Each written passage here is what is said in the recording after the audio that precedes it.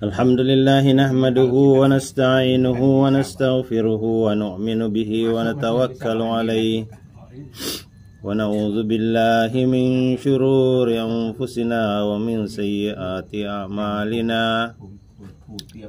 May yahdihillahu fala mudilla lahu wa may yudlilhu fala hadiyalah. Asyhadu an la ilaha illallah wahdahu la syarika lah wa nashhadu anna sayyidana wa nabiyyana Muhammadan abduhu wa rasuluh sallallahu ta'ala alaihi wa ala alihi wa sahbihi wa baraka wa sallama tasliman katsiran katsira. Wa qala ta'ala ba'da a'udzu billahi minasy syaithanir rajim. Bismillahirrahmanirrahim. Wal mu'minuna wal mu'minatu ba'duhum awliya'u ba'd. Ya'muruna bil ma'rufi wa yanhauna 'anil munkar wa yuqimuna as-salata wa yu'tuna az-zakata wa yuti'una Allaha wa rasulahu. Ulaika sayarhamuhumullah. Innallaha azizun hakim. Wa qala alaihi salatu wassalam, al-mu'minuna hayyinuna layyinuna kal jamalil anif in qila in qala wa in uniha la sakhratin istinakha. Oh, kama qala alaihi salatu wassalam. Hadirin yang dirahmati Allah Subhanahu wa taala. Pagi ini di Pulau Tidung kita dikumpulkan Allah Subhanahu wa taala dalam majelis yang mulia, majelis untuk muzakarah perkara agama, saling ingatkan tentang pentingnya mendidik anak dalam naungan Islam. Hari ini banyak orang sekedar bikin anak tapi tidak tahu cara mendidiknya. Akhirnya mengecewakan anak itu sendiri, kecewa terhadap dirinya sendiri, kecewa terhadap orang tuanya, kecewa terhadap lingkungannya, bahkan ada yang sampai kecewa terhadap Tuhannya. Kenapa? Karena pendidikan yang salah. Karena itu sangat penting muzakarah kita pagi ini. Kita tawajuh kepada Allah Subhanahu wa taala. Karena mempersiapkan generasi yang kuat ini bagian daripada agama. Bagian daripada perintah Allah Subhanahu wa taala. Bagian daripada perintah Nabi sallallahu alaihi wasallam. Hadirin yang mulia, sebelum sampai kepada pendidikan anak, yang pertama kali harus dilakukan oleh setiap calon orang tua, yaitu niat dan doa kepada Allah Subhanahu wa taala agar kelak diberikan anak yang solih solihah, sebagaimana Nabi Zakaria alaihissalam dia berdoa kepada Allah Subhanahu wa taala minta anak, bukan sekedar minta anak, bukan sekedar minta keturunan, tapi minta pelanjut risalah, penerus perjuangan yang membawa kalimat tauhid seperti yang dihantarkan oleh ayahnya. Itulah niat yang pertama kali harus dibuat oleh setiap pemuda atau pemudi. Kemudian ketika memilih ladang tempat menyemai bibit yang akan dilahirkan sebagai pelanjut, sebagai generasi penerus perjuangan, maka pilihlah bibit unggul, bibit yang baik. Jangan sekedar ngambil tanpa verifikasi, tanpa tafakud. Adab-adab dalam ta'aruf ini diajarkan dalam Islam. Kalau laki-laki, maka yang mencarikan istri adalah ibunya. Kalau perempuan, yang mencarikan suami adalah ayahnya. Inilah ajaran Islam. Inilah dicontohkan oleh Nabi, oleh sahabat radhiyallahu anhum. Sebenarnya Hafsah itu sudah pengalaman dalam pernikahan, janda. Tapi ayahnya, Sayyidina Umar bin Khattab radhiyallahu anhu, tetap merasa bertanggung jawab untuk mencarikan jodoh putrinya. Padahal kalau mau nyari sendiri bisa, sudah punya pengalaman berumah tangga. Tapi Umar bin Khattab tidak membiarkan putrinya cari-cari sendiri. Dia tawarkan kepada Sayyidina Abu Bakar, Hafsah. Abu Bakar melirik kepada Sayyidina Umar, ditawarkan putrinya. Sebenarnya dia mau bicara, tapi dia memilih untuk diam. Karena Sayyidina Abu Bakar diam saja, akhirnya dia datang kepada Sayyidina Utsman, Hafsah. Sayyidina Utsman merespon, tapi dia katakan, saya ini masih dalam keadaan duka cita. Istri saya, Ruqayyah, baru meninggal dunia. Maka Sayyidina Umar nih naik pitam. Dia orangnya temperamental. Dia datang mengadu kepada Nabi. Ya Rasulullah, gimana sih kawan kita? Ada apa Umar? Saya tawarkan Hafsah kepada Abu Bakar, dia diam aja.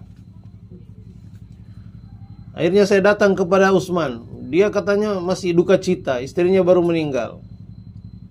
Oh itu, kata Nabi. Tenang Umar. Nanti Utsman akan dapat istri yang lebih baik daripada Hafsah. Dan Hafsah akan dapat suami yang lebih baik daripada Abu Bakar. Apa yang terjadi? Rasulullah SAW menikahkan Utsman dengan Ummu Kulsum, putri Nabi SAW, adik daripada Ruqayyah almarhumah radhiyallahu anha. Dan Nabi sendiri yang menikahi Hafsah radhiyallahu anha. Lebih baik daripada Abu Bakar. Setelah selesai pernikahan, Abu Bakar mendatangi Umar. Ada apa? Sebenarnya waktu kamu nawarin Hafsah kepada saya, itu bukan aku tidak mau, tapi aku sudah mendengar Nabi itu sudah menyebut nama Hafsah, jadi aku tidak beranilah mendahului Rasulullah. Begitulah orang-orang dahulu. Jadi mereka bertanggung jawab terhadap kaum perempuannya. Kaum laki-laki mencarikan jodoh untuk putri-putrinya. Kaum perempuan mencarikan jodoh untuk putra-putranya. Bahkan seorang anak mencarikan jodoh untuk ibunya. Sebagaimana di Madinah Itu seorang anak menikahkan ibunya, menjadi wali bagi ibunya,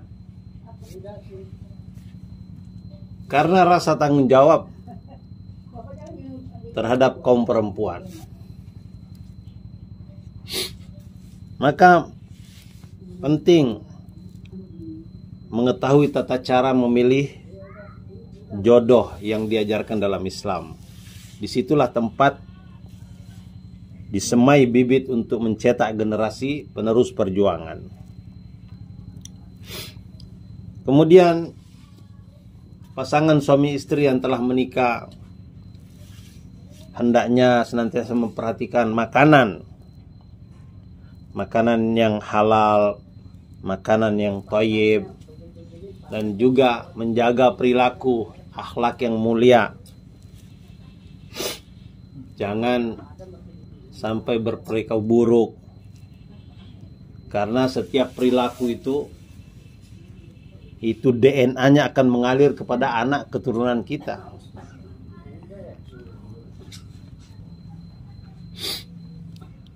Ketika sedang memproduksi anak, hendaknya memperhatikan adab-adabnya. Ketika melahirkan, begitu juga bagaimana adab-adab ketika melahirkan diperhatikan. Ketika anak baru lahir, ditahnik. Kemudian 7 hari digunting rambut, diberikan nama yang baik. Jangan sekedar beri nama pas anak lahir lagi bulan purnama, anaknya dikasih nama bulan purnama.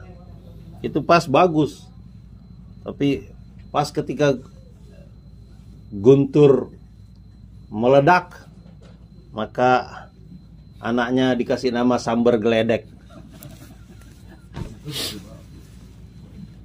Jadi nama-nama yang terbaik itu nama-nama hamba Allah, nama-nama Nabi.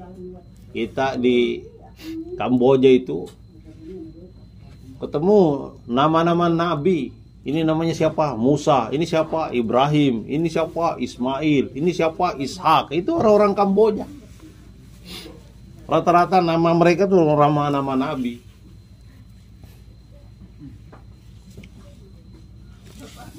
Kemudian ketika anak dari umur 0 sampai 7 tahun, ini tahapan pendidikan di awal kanak-kanak, hendaknya memberikan kasih sayang, menunjukkan perhatian, jadikan dia sebagai raja, disanjung-sanjung, dipuja-puja. Ini adalah cara mendidik anak kecil. Berikan rasa aman, berikan rasa pede, percaya diri. Begitu juga pendidikan tauhid. Ajarkan kepada anak-anak siapa yang menciptakan langit, siapa ciptakan bumi. Ajarkan kepada mereka siapa Rasulullah, adab-adab sunnah. Kalau ngajak dia berhitung, bawa dia keluar rumah, coba anakku lihat, itu ayam kakinya berapa? 2. Matanya berapa? 2. 2 tambah 2 berapa? 4. Jangan titik di situ, itu baru koma. Pertanyaan terakhir harus disampaikan. Siapa yang menciptakan ayam? Dia akan menjawab Allah. Hari-hari biasakan anak itu menyebut nama Allah. Hari-hari ajarkan kepada mereka untuk berzikir kepada Allah. Itu akan melengket. Itu disebut golden age. 0 sampai 5 tahun atau 6 tahun, itu adalah masa-masa keemasan. Apa yang digores pada saat itu bagaikan menggores di atas batu. Dia akan membekas. Kalau masa-masa umur seperti Haji Malikin digores umur 68 tahun seperti menggores di laut Pulau Tidung. Itu tidak akan lengket apa-apa. Apa yang dipelajari hilang lagi, lupa lagi. Ini golden age, masa keemasan. Berikan kisah-kisah sahabat. Itu sebabnya kita dianjurkan taklim rumah. Bagaimana kisah cucu Rasulullah, Sayyidina Hasan, Sayyidina Husain. Bagaimana kisah pemuda Mus'ab bin Umair, masih 18 tahun sudah jadi dubes, duta besar Islam. Bagaimana Usama bin Zaid masih 17 tahun sudah jadi panglima perang. Jadi anak-anak ini diberikan kisah-kisah yang menarik tentang kehidupan orang-orang sukses terdahulu, sehingga mereka idolanya itu bukan Superman, bukan Flash Gordon, bukan si buta dari goa hantu. Idolanya adalah sahabat, orang-orang sukses. Dan ajak mereka untuk beribadah, ajari wudu, ajari sholat. Ini masa-masa 0 sampai 7 tahun. Ajarkan mereka doa-doa harian, doa bangun tidur, doa mau makan, doa berpakaian, doa keluar rumah, doa masuk rumah, doa dalam perjalanan. Ini semua diajarkan kepada anak-anak. Begitulah caranya untuk mendidik di tahap yang pertama, 0 sampai 7 tahun. Bagaimana diajarkan mereka berlaku jujur, adab dan sopan santun, hormat kepada orang tua, dan orang tuanya berikan keteladanan. Anaknya disuruh hormat tapi orang tuanya sendiri sombong. Nggak bisa. Anak itu lebih mudah meniru daripada disuruh. Anak ini akan melakukan apa yang dilakukan orang tuanya. Ini sangat penting. Kemudian pada tahapan kedua, umur 7 sampai 14. Ini masa awal remaja. Nah, pada saat ini strategi dirubah.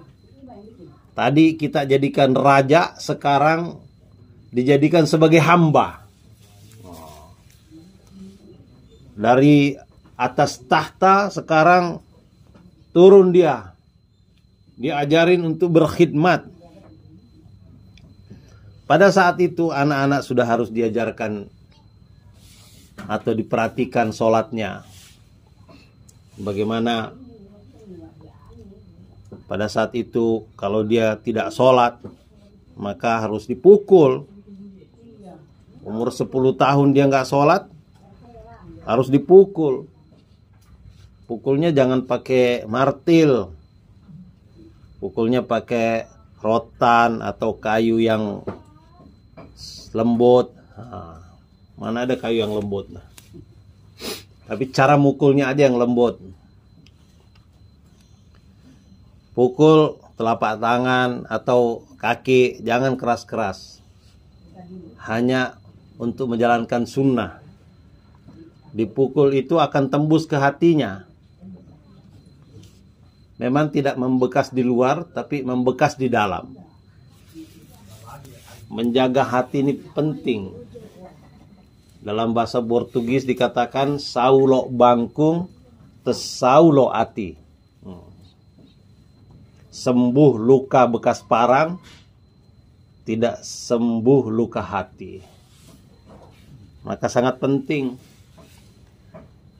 Nah, karena anak seperti ini juga kalau dia punya saudara laki-laki atau saudara perempuan, dipisahkan tempat tidurnya. Perhatikan bagaimana sholatnya, bagaimana baca Qur'annya, bagaimana doa-doa hariannya. Terus. Dan bagaimana mengajarkan nilai-nilai amanah. Diberikan tanggung jawab. Kemudian kadang-kadang kita diuji kesabarannya, suruh nunggu. Itu untuk ujian kesabaran. Kita juga berikan ujian-ujian keikhlasan. Ini bagian daripada pendidikan Nabi kepada anak-anak di zaman itu. Dan harus dilatih intelektualitasnya juga. Bagaimana dia dikirim ke sekolah. Sekolah ini tambahan. Sekolah aslinya itu di rumah. Di zaman sahabat setiap rumah tuh jadi madrasah. Setiap ibu jadi mudarrisah. Setiap anak jadi murid. Setiap ayah jadi mudir. 4M kehidupan rumah tangga sahabat radhiyallahu anhu. Setiap rumah jadi madrasah. Setiap ibu jadi mudarrisah, menjadi guru, menjadi ustazah, pengajar, trainer, pelatih untuk anak-anaknya di rumah. Setiap anak itu jadi murid. Itu lahir ulama-ulama besar yang dikenal sebagai Khamsah Abadalah. Abdullah bin Umar, Abdullah bin Abbas radhiyallahu anhu, Abdullah bin Mas'ud, Abdullah bin Ja'far, Abdullah bin Amr bin As. Ini ulama-ulama besar di kalangan sahabat. Tidak pernah masuk TK, tidak pernah masuk SD, SMP, SMA, SMK, tidak pernah masuk IAIN, UIN, Universitas Madinah, tidak. Mereka ini homeschooling, sekolah di rumah. Dan Allah ridho kepada mereka, radhiyallahu anhum wa radu'an. Di mana mereka sekolahnya? Di mana mereka kuliahnya? Di rumah. Ibu-ibu inilah yang menjadi madrasatul ula. Menjadi tempat belajar yang pertama. Nah, sekolah di luar ini tambahan. Tapi hari ini terbalik. Anak-anak disekolahkan di luar, kemudian ibu di rumah cuci tangan. Nggak mau tahu lagi urusan anaknya. Nggak mau tahu pendidikan anaknya. Nggak mau tahu bagaimana akhlak anaknya. Nah, itulah membuat anak-anak sekarang keblinger. Banyak menimbulkan masalah.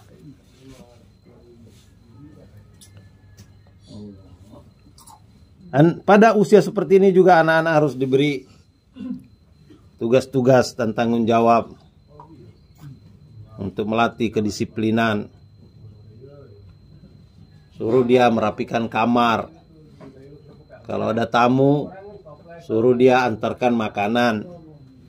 Suruh dia bentangkan suprah. Suruh dia pasang karpet. Suruh dia singkirkan kursi-kursi kalau ada. Ini pada tahap ini tahap menjadikan sebagai hamba. Kemudian pada tahap selanjutnya, di tahap ketiga umur 14 sampai 21. Nah, di sini anak dinaikkan lagi pangkatnya. Menjadi Perdana Menteri, menjadi wakil, menjadi teman, menjadi sahabat, menjadi pendamping. pada umur seperti ini anak-anak diajak diskusi, dimintai pendapat, dibimbing, berikan pengetahuan bagaimana terjadinya perubahan fisik, laki-laki seperti ini, perempuan seperti ini, terjadinya perubahan emosional, mungkin sudah ada yang mulai jatuh cinta, sudah mulai melirik si Tony atau si Novita. Ini anak-anak diberikan kepahaman bagaimana tata cara pergaulan di dalam Islam, adab-adabnya. Pada saat ini kita harus banyak diskusi tentang akidah, pemikiran,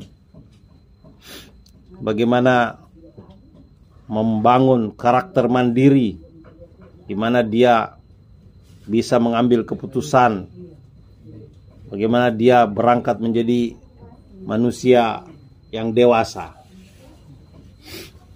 Ini tahapan ketiga. Kemudian tahapan terakhir umur 21. Ini tahapan keempat.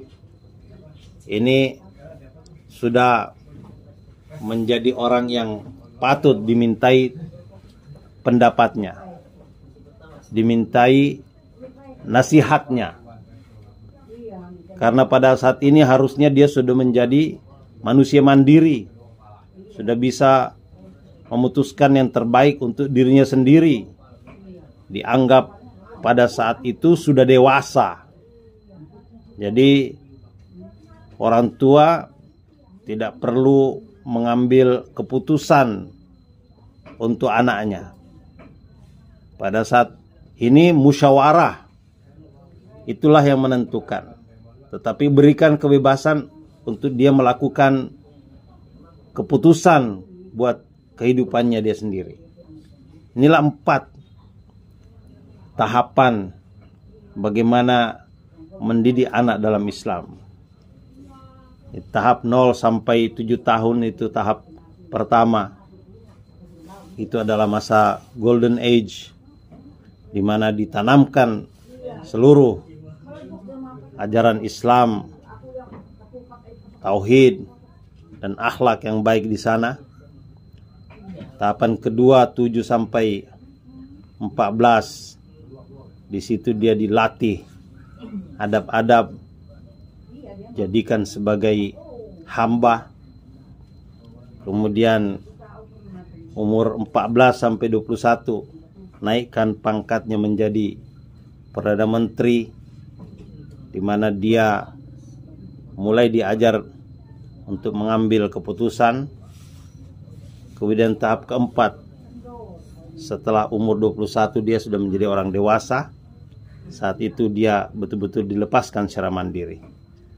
Kalau ini kita buat kepada anak-anak kita, insya Allah anak-anak akan menjadi penerus sebagaimana doa Nabi Zakaria tadi, menjadi penerus perjuangan orang tuanya, meneruskan risalah nubuah dan menjadi manusia yang diridhoi oleh Allah Subhanahu wa taala. Semoga Allah berikan kepahaman kepada kita dan kekuatan untuk menyampaikan kepada yang lain. Subhanallah bihamdi subhanakallah.